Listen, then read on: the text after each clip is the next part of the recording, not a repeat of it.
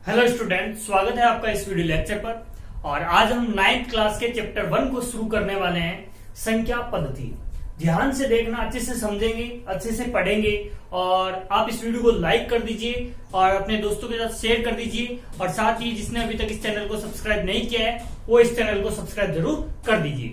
ठीक है, अब हम पढ़ते हैं हमारा संख्या पद्धति। क्लास 9th का चैप्टर है और जो आज हम शुरू करने वाले हैं।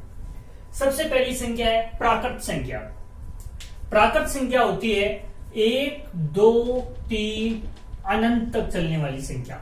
यानी कि कहने का तात्पर्य क्या है, जो संख्याएं 1, 2, 3 1 से शुरू होने वाली संख्या क्या कहलाती है, प्राकृत संख्या कहलाती है, जो अनंत तक चलती है। ठीक है, 1 से शुरू होने वाली, या फिर बोल सकते हैं गिनने योग्य संख्या। गिनने योग्य संख्या जिसे हम n से प्रदर्शित करते हैं। किससे प्रदर्शित करते हैं? n से प्रदर्शित करते हैं। ठीक है, पूर्ण संख्या क्या होती है? यदि हम 0 प्लस प्राकृत संख्या, 0 प्लस प्राकृत संख्या अर्थात प्राकृत संख्या के अंदर यदि हम 0 भी सम्मिलित कर देते हैं तो वो पूर्ण संख्या हो जाती है। यानी कि 0, 1, 2, 3 अनंत तक चलती है। और इसे हम W से प्रदर्शित करते हैं। इसे हम किससे प्रदर्शित करते हैं? W से प्रदर्शित करते हैं। ठीक है, अगला हमारा संख्या है पूर्णांक संख्या। यदि 0 प्लस वाली संख्या और माइनस वाली संख्या भी आ जाती है, यानी कि माइनस वाली संख्या और प्लस वाली संख्या आ जाती है, तो वो पूर्णांक संख्या होती है। इसको हम किस प्रकार से लिख सकते हैं? इसको हम लिख सकते हैं इस प्रकार, -3, -2, -1, 0, 1, 2, 3। यानी कि 0 से इस तरफ वाली संख्या प्लस होगी और इस तरफ वाली संख्या माइनस में होगी। और वो इधर भी अनंत तक चलेगी और इधर भी अनंत तक चलेगी। पूर्णांक संख्या को हम z से प्रदर्शित करते हैं। पूर्णांक संख्या को z से प्रदर्शित करते हैं। ठीक है, और परिमेय संख्या वह संख्या जिन्हें हम P/Q के रूप में लिख सके। P/Q के रूप में लिख सके, वह सभी संख्याएं परिमेय संख्याएं होती है। एग्जाम्पल के तौर पे 1, P का मान क्या हो गया? 1, और Q का मान, यानी जो भी संख्याएं हम लेते हैं उस संख्या के नीचे हमेशा 1 होता है। यानी कि इसके नीचे मैं लिख सकता हूं 1, तो P का मान क्या हो गया? 1, Q का मान क्या हो गया? 1। ठीक है, 2 लेते हैं तो 2 के नीचे भी क्या लिख सकते हैं? 1 लिख सकते हैं। ठीक है, 4/2 ये भी क्या है? हमारी परिमेय संख्या। क्यों? क्योंकि हम इसको किसके रूप में लिख सकते हैं? P/Q के रूप में लिख सकते हैं। वह सभी संख्याएं जिन्हें हम P/Q के रूप में लिख सके, वह सभी संख्याएं क्या कहलाती है? परिमेय संख्याएं कहलाती है। अब देखो इसको, जैसे कि क्या 0 एक परिमेय संख्या है? हाँ। क्यों? क्योंकि इसके नीचे बट्टे में 1 लिखा जा सकता है। अब इसकी एक शर्त है, Q बराबर क्या नहीं होना चाहिए? Q बराबर नहीं होना चाहिए 0। Q का मान यदि 0 हो जाता है तो वह सभी संख्याएं क्या कहलाती है? अपरिमेय संख्याएं होती है। यानी कि P/Q के रूप में यदि P/Q का मान 0 हो जाता है, Q का मान क्या आ जाए? 0 आ जाए, तो वो संख्या कौन सी नहीं होती? परिमेय संख्या नहीं होती। ठीक है, अब आगे देखते हैं अपरिमेय संख्या। जो परिमेय नहीं है, परिमेय नहीं है, वह सभी संख्याएं क्या कहलाती है? अपरिमेय संख्याएं। जो परिमेय संख्याएं नहीं है वह सभी क्या कहलाती है? अपरिमेय कहलाती है। अगली आती है वास्तविक संख्या। परिमेय प्लस अपरिमेय, सभी परिमेय और अपरिमेय संख्याएं क्या कहलाती है? वास्तविक संख्याएं कहलाती है। ठीक है, ये आपका इतना था स्ट्रक्चर था 1.1 का, इसको समझने के लिए। तो वापस देख लो, प्राकृत संख्या क्या कहलाती है? 1 से स्टार्ट होने वाली प्राकृत संख्या जिसे हम n से प्रदर्शित करते हैं। अगली है पूर्ण संख्या, जो 0, 1, 2 यानी कि 0 से स्टार्ट होने वाली संख्या क्या कहलाती है? आपके पूर्ण संख्या कहलाती है, जिसको लिख सकते हैं 0 प्लस प्राकृत संख्या। अगली आती है पूर्णांक संख्या, यानी कि जिसमें माइनस और प्लस दोनों संख्याएं होती है, उन संख्याओं को पूर्णांक संख्या कहते हैं। अगली आती है परिमेय संख्या। जिस संख्या को हम P अपॉन Q के रूप में लिख सके वह सभी संख्याएं क्या कहलाती है, परिमेय संख्याएं कहलाती है। शर्त क्या होनी चाहिए, Q का मान क्या नहीं होना चाहिए, 0 नहीं होना चाहिए। यदि Q का मान 0 हो जाता है तो इसका मतलब वो परिमेय संख्या नहीं है। ठीक है। अपरिमेय संख्याएं, जो परिमेय संख्याएं नहीं है वे सभी संख्याएं अपरिमेय संख्या होती है। जो परिमेय नहीं है वे सभी संख्याएं क्या कहलाएगी, अपरिमेय संख्या कहलाएगी। वास्तविक संख्या, अपरिमेय और परिमेय दोनों का सम्मिलित रूप क्या कहलाता है, वास्तविक संख्या कहलाता है। ठीक है, इसको एक डायग्राम से समझते हैं।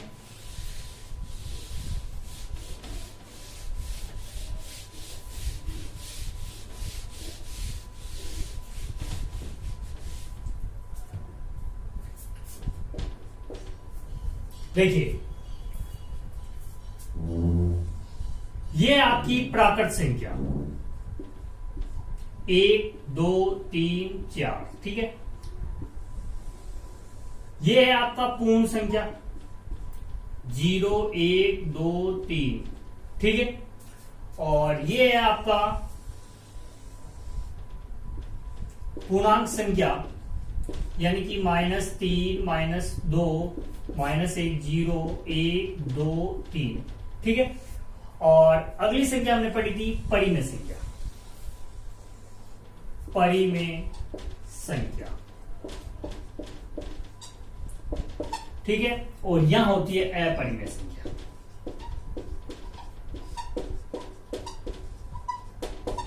ठीक है, देखो प्राकृत संख्या 1 2 3 4 होती है, यानी 1 से स्टार्ट होने वाली संख्या प्राकृत संख्या होती है। सभी प्राकृत संख्याएं पूर्ण संख्याएं होती है। सभी प्राकृत संख्याएं क्या होती है, पूर्ण संख्याएं होती है। प्राकृत पूर्ण, सभी पूर्ण संख्याएं और प्राकृत संख्याएं क्या होती है, पूर्णांक संख्याएं होती है। पूर्णांक, पूर्ण और प्राकृत सभी मिलकर क्या बनाती है, परिमेय संख्या बनाती है। समझ रहे हो बात को। और अपरिमेय संख्याएं अलग होती है, इनके ग्रुप अलग होता है। और ये सभी संख्याएं क्या कहलाती है, वास्तविक संख्याएं कहलाती है। इन सभी संख्याओं के समूह को क्या बोलते हैं, वास्तविक संख्या बोलते हैं। क्या बोलते हैं, वास्तविक संख्या। इन सभी संख्याओं के समूह को वास्तविक संख्या बोलते हैं।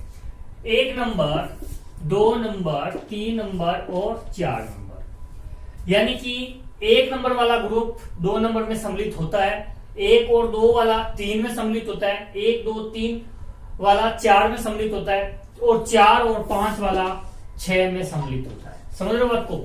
यानी कि प्राकृत संख्या क्या होती है, पूर्ण संख्या ही होती है। पूर्ण संख्या क्या होती है, पूर्णांक संख्या होती है। पूर्णांक संख्या क्या होती है, परिमेय संख्या होती है। और परिमेय संख्या और अपरिमेय संख्या मिलकर क्या बनाती है, वास्तविक संख्या बनाती है। इस डायग्राम की सहायता से आप आने वाले सवालों को करेंगे। ठीक है, अब आपके सवाल करते हैं। क्वेश्चन नंबर 1 को देखते हैं, जिसमें पूछ रहा है आपको, क्या शून्य एक परिमेय संख्या है। शून्य के बारे में यानी 0 के बारे में पूछ रहा है, क्या ये एक परिमेय संख्या है। क्या इसे कि P अपॉन Q के रूप में लिख सकते हो आप, जहां P और Q का मान क्या है, पूर्णांक संख्या। पूर्णांक संख्या के बारे में अभी थोड़ी देर हमने पढ़ा था। पूर्णांक संख्या क्या होती है, जो माइनस और प्लस दोनों वाली संख्याएं होती है उनको क्या बोलते हैं, हम पूर्णांक संख्या बोलते हैं। तो इसका हल किस प्रकार लिख सकते हैं, हाँ शून्य एक परिमेय संख्या है। हाँ शून्य एक परिमेय संख्या है, जिसे हम P/Q के रूप में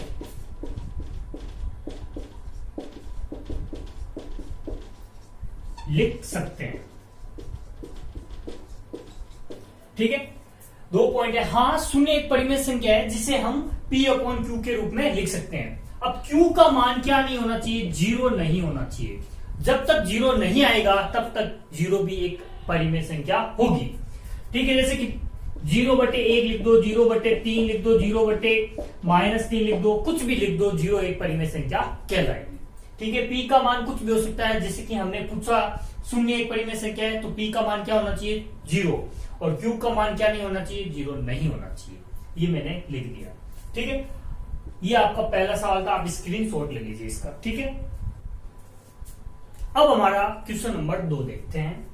3 और 4 के मध्य 6 परिमेय संख्याओं को ज्ञात करना है। तो इस तरह का सवाल आपने 8th क्लास में भी किया होगा और यहां पर भी हम करने वाले हैं। तो इसका सूत्र क्या होता है आपको देखना है, a प्लस बी बटे 2।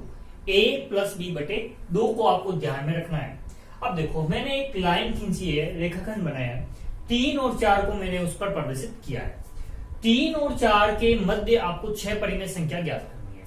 तो मान लो मैं पहली संख्या ज्ञात कर रहा हूं, तो क्या करेंगे, a 3 है प्लस b 4 है और बट्टे में क्या कर देंगे 2। तो कितना हो जाएगा 7 बटे 2 हो जाएगा, 7 बटे 2 हो जाएगा। और इसको मैं यहां लिख देता हूं 7 बटे 2, ठीक है। अब देखो इसको एक बार हटा देते हैं। अब देखो एक बार दूसरी परिमेय संख्या क्या ज्ञात करेंगे, 3 और 7 बटे 2 के मध्य, 3 व 7 बटे 2 के मध्य, ठीक है। 3 और 7 बटे 2 के मध्य यानी 3 प्लस 7 बटे 2 बट्टे में कितना हो जाएगा 2, यानी कि कितना हो जाएगा, ये हो जाएगा 2 या 6, 6 और 7 कितना हो जाएगा 6 प्लस 7 बट्टे 4, यानी कि 13 बट्टे कितना हो जाएगा 7। तो यहां पहली संख्या क्या हो जाएगी 13 बटे 4। अब क्या ज्ञात करेंगे, तीसरी परिमेय संख्या। हमने इन दोनों के बीच में ज्ञात कर लिया, अब इन दोनों के बीच में ज्ञात कर लेते हैं। तो 60 बटे 2 व 4 के मध्य, ठीक है। पहले हमने इन दोनों के बीच में ज्ञात की, 7 बटे 2 आया, फिर 3 और 7 बटे 2 के मध्य ज्ञात की तो 13 बटे 4 आया। अब हम 7 बटे 2 और 4 के मध्य ज्ञात कर रहे हैं, तो कितना हो जाएगा 7 बटे 2 प्लस 4 और बट्टे में कितना हो जाएगा 2, कितना हो जाएगा 8 दूनी 4 दूनी 7 प्लस 8 बट्टे 4 हो जाएगा, यानी कि 15 बट्टे कितना हो जाएगा 4। तो इसके मध्य कौन सी संख्या आई, 15 बट्टे 4। अब देखो पहली संख्या, दूसरी संख्या और तीसरी संख्या, यानी कि हमारे पास 6 परिमेय संख्याओं में से 3 परिमेय संख्या हमने निकाल ली। अब हम 3 और परिमेय संख्याएं ज्ञात करेंगे, ठीक है। तो चौथी परिमेय संख्या क्या ज्ञात करेंगे, 13 बटे 4 और 7 बटे 2 के मध्य ज्ञात कर लेते हैं, ठीक है। तो 13 बटे 4 व 7 बटे 2 के मध्य, ठीक है। तो इसका क्या हो जाएगा 13 बटे 4 प्लस 7 बटे 2 और बट्टे में कितना है 2। तो इसको हल करेंगे तो इसका एलसीएम कितना आएगा 4 आएगा, इसका एलसीएम कितना आएगा 4 और 2 का एलसीएम कितना आएगा 4 आएगा। तो ये हो जाएगा 13 बटे 14 और बट्टे 2, यानी कि हो जाएगा आपके 27 बटे 8। तो इन दोनों के बीच में क्या आ जाएगा 27 बटे 8 आ जाएगा, ठीक है।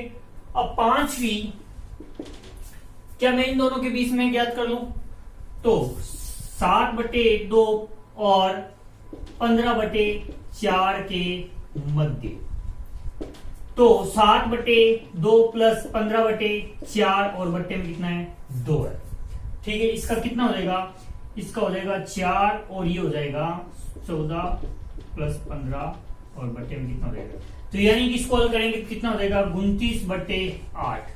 किसके मध्य 7 बटे 2 और 15 बटे, यानी कि इसके मध्य 29 बटे 8। ये हमारा परिमेय संख्या कितनी होगी 1 2 3 4 5। हमें एक और परिमेय संख्या ज्ञात करनी है, ठीक है। छठी परिमेय संख्या ज्ञात करनी है आपको, तो इन दोनों के मध्य ज्ञात कर देता हूं 15 बटे 4 व 4 के मध्य कितना हो जाएगा 15 बट्टे 4 प्लस 4 और बट्टे में कितना लगाना है 2 लगाना है, ठीक है।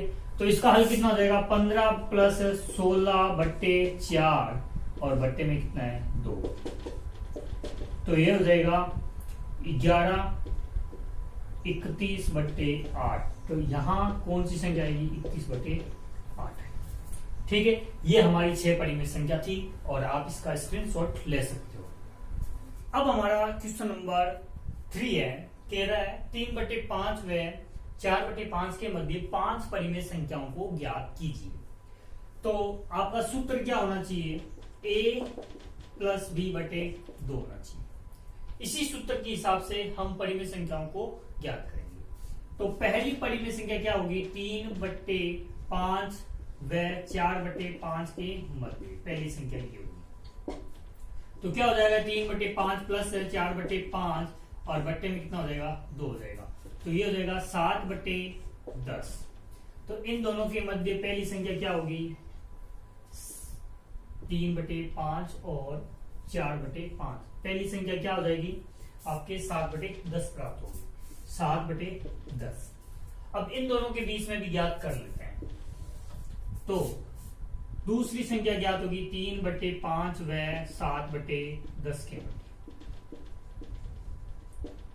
ठीक है, तो 3/5 प्लस 7/10 बट्टे में कितना हो जाएगा, 2। तो इसका मान कितना हो जाएगा, 10, और ये हो जाएगा 6 प्लस 7 यानी कि बट्टे 2, यानी कि कितना हो जाएगा आपके 13/20 हो जाएगा। 3/5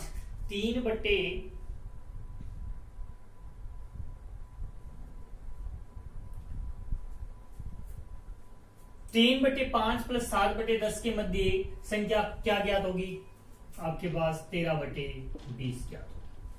अब एक संख्या इन दोनों के बीच में भी ज्ञात कर लेते हैं, तीसरी संख्या। तो 7/10 व 4/5 के मध्य क्या ज्ञात होगी, ये हो जाएगी 7/10 प्लस 4/5 बट्टे में कितना हो जाएगा, 2। ये हो जाएगा 7 प्लस ये हो जाएगा 8 ये हो जाएगा 10 × 2, यानी कि कितना हो जाएगा 15/20 हो जाएगा, 15/20। आपको गुणा भागी करना और कुछ नहीं करना। चौथी संख्या आप कहीं से भी ज्ञात कर सकते हो, इन दोनों के बीच में भी ज्ञात कर सकते हो, इन दोनों के बीच में भी ज्ञात कर सकते हो, इन दोनों के बीच में भी ज्ञात कर सकते हो, कहीं भी ज्ञात कर सकते हो। जैसे कि हम कर रहे हैं यहां इन दोनों के बीच में, पहले इन दोनों के बीच में ज्ञात कर लेते हैं, फिर इन दोनों के बीच में। तो 7/10 व 5/20 के मध्य, ठीक है, इन दोनों के बीच में ज्ञात करेंगे। तो 7/10 हो गया, प्लस में 5/20 हो गया, और बट्टे में कितना आ जाएगा, 2 आ जाएगा। तो इसका एलसीएम हो जाएगा 20, इसका एलसीएम कितना हो जाएगा, 20 हो जाएगा। ये हो जाएगा 14, और ये हो जाएगा 5, और ये हो जाएगा बट्टे में 2। तो इसका उत्तर कितना हो जाएगा, 19/40। 19/40 यानी कि 7/10 और 5/20 के मध्य 19 क्या आया, 19/40 आया। चौथी संख्या ये भी प्राप्त होगी। अब देखो पांचवी संख्या, 15/20 व 4/5 के मध्य। 15/20 व 4/5 के मध्य हम ज्ञात कर रहे हैं। तो ये क्या हो जाएगा, 15/20 प्लस में 4/5 और बट्टे में क्या आ जाएगा, 2। यानी कि एक का मान क्या हो जाएगा 15/20 और प्लस में बी का मान क्या हो जाएगा 4/5 और बट्टे में 2 है। तो इसका एलसीएम कितना आएगा, 20 आएगा, और ये हो जाएगा 15, और 20 में इसका भाग देंगे तो 500 के 20 यानी कि 16, और ये हो जाएगा 2। तो इसका क्या हो जाएगा 31/40। तो यहाँ जो संख्या आएगी वो कौन सी आएगी, 31/40 आएगी। ये हमारी 5 परिमेय संख्या थी, 3/5 और 4/5 के मध्य। आप इसका स्क्रीनशॉट ले लीजिए। क्वेश्चन नंबर 4 है, कथन सत्य है या असत्य, कारण सहित आपको बताना है। तो पहला क्वेश्चन है, प्रत्येक प्राकृत संख्या एक पूर्ण संख्या होती है। हाँ जी, प्रत्येक प्राकृत संख्या एक पूर्ण संख्या होती है। आपको एक ब्लैक कलर में एक डायग्राम दिख रहा होगा, प्राकृत, पूर्ण, पूर्णांक और परिमेय, यानी कि ये जो एरो है वो सभी संख्या एक दूसरे की होती है। जैसे प्राकृत है वो पूर्ण होती है, पूर्ण और प्राकृत दोनों किस में होती है, पूर्णांक में होती है, और पूर्णांक, पूर्ण और प्राकृत तीनों किस में होती है, परिमेय संख्या में होती है। ठीक है, तो इस कारण से ये कथन सत्य है। दूसरा है, प्रत्येक पूर्णांक एक पूर्ण संख्या होती है। प्रत्येक पूर्णांक यानी 3 नंबर वाली संख्या पूर्णांक है और 2 नंबर वाली संख्या पूर्ण है। अगर आपको उल्टा मिले तो ये कथन सत्य नहीं होता है, असत्य होता है। ठीक है, यही कारण है इसका। कारण ये है कि जो पूर्णांक संख्या होती है उसमें ऋणात्मक संख्या होती है, लेकिन पूर्ण संख्या में कोई भी ऋणात्मक संख्या नहीं होती है। अगला है तीसरा, प्रत्येक परिमेय संख्या एक पूर्ण संख्या होती है। तो प्रत्येक परिमेय संख्या पूर्ण संख्या होती है। देखो, परिमेय संख्या सारी हो सकती है, माइनस में हो सकती है, प्लस में हो सकती है, 0 भी हो सकती है, लेकिन पूर्ण संख्या में माइनस नहीं होता। इस कारण से प्रत्येक परिमेय संख्याएं पूर्ण संख्याएं नहीं होती है। ठीक है दोस्तों, आज के लिए बस इतना ही। वीडियो अच्छा लगा तो इस वीडियो को लाइक कीजिए, अपने दोस्तों के साथ शेयर जरूर करें, साथ ही जिसने अभी तक इस चैनल को सब्सक्राइब नहीं किया है वो सब्सक्राइब जरूर कर लीजिए। धन्यवाद दोस्तों, आज के लिए बस इतना ही।